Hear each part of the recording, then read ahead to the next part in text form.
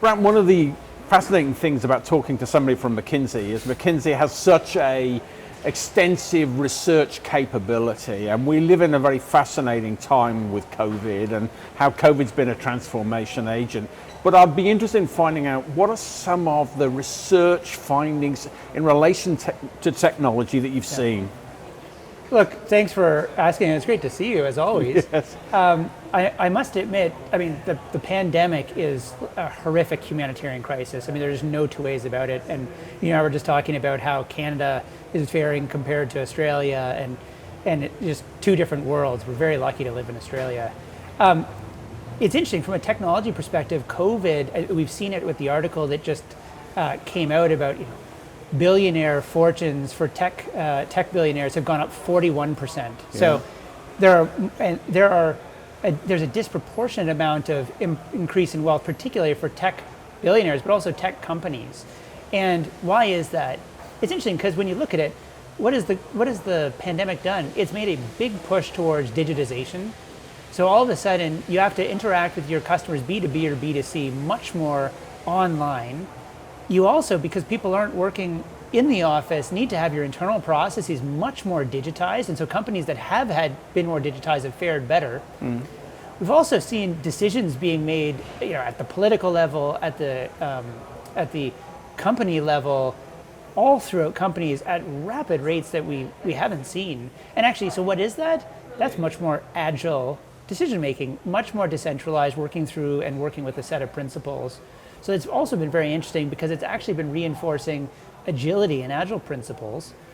The third thing is business continuity. I mean, the importance of business continuity is shot through the roof. Yeah. And now all of a sudden companies are reevaluating, they created a captive offshore site in the Philippines and they had two different ones in the Philippines, and now they're saying, oh geez, now all of a sudden business continuity is being thought of in a completely different way, both for their data centers. Having two data centers in New South Wales before seemed like a really good idea, but now that's no longer enough. Yeah.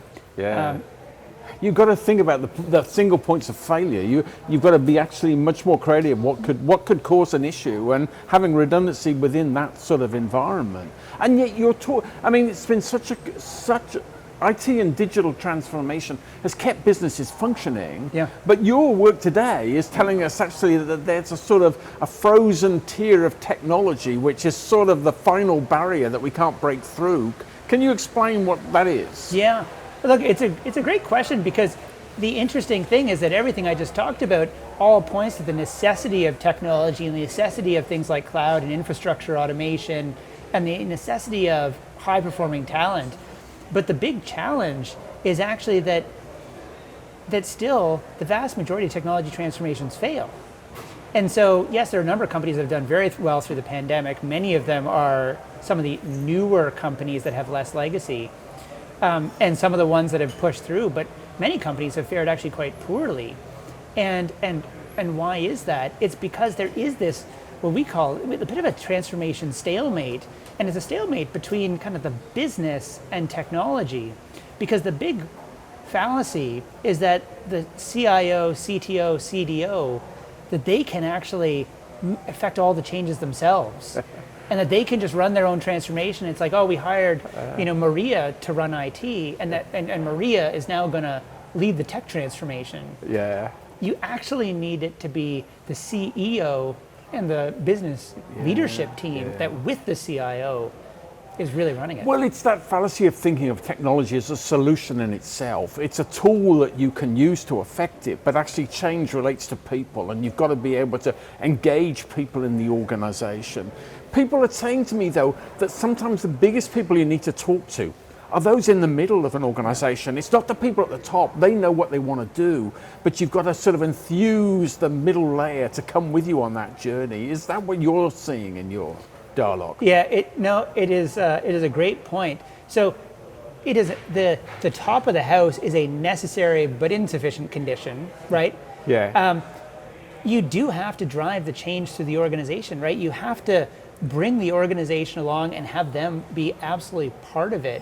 And so one of the challenges that companies are having is yes, they might have the middle part of the organization or the permafrost that actually is used to the organization working as it does. And if you imagine that you are a mainframe expert in a company, are you really excited about moving to the cloud and retiring the mainframe? No.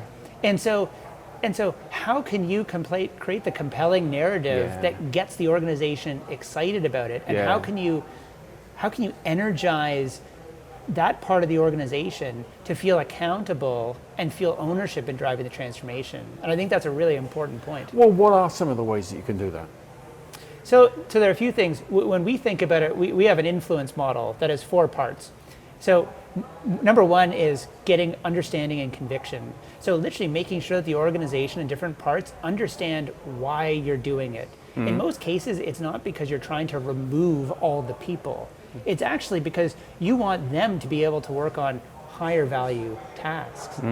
The second thing is actually building informal mechanisms. So what are the ways that they are reinforced by doing this? Usually people's metrics and incentives are actually not aligned to whatever you're doing from a transformation point of view. They're usually getting their bonus on the basis of how well they perform in their job. And so if you don't change the way they're actually incented, then they're gonna behave differently. And that's not something, that's an HR issue rather than an IT issue. IT and HR have got to be working about the outcomes that you want and how do we influence the behaviors to get those outcomes. That's exactly it, and that's why it's not just it's a job of IT to transform the company. And actually it's a great opportunity for partnership across the company. Because actually right now we're in a place where a lot of companies are working remotely. If anything, human relationships, I mean, we value being in person, right? We value, and you get so much more from an in-person interaction, regardless of how good your technology is for VC. And so how can we encourage those human relationships, and how can we do it across the company? Because it's very easy to start dismissing parts of the company that you just don't see or just don't interact with that often. You don't see the value of those things.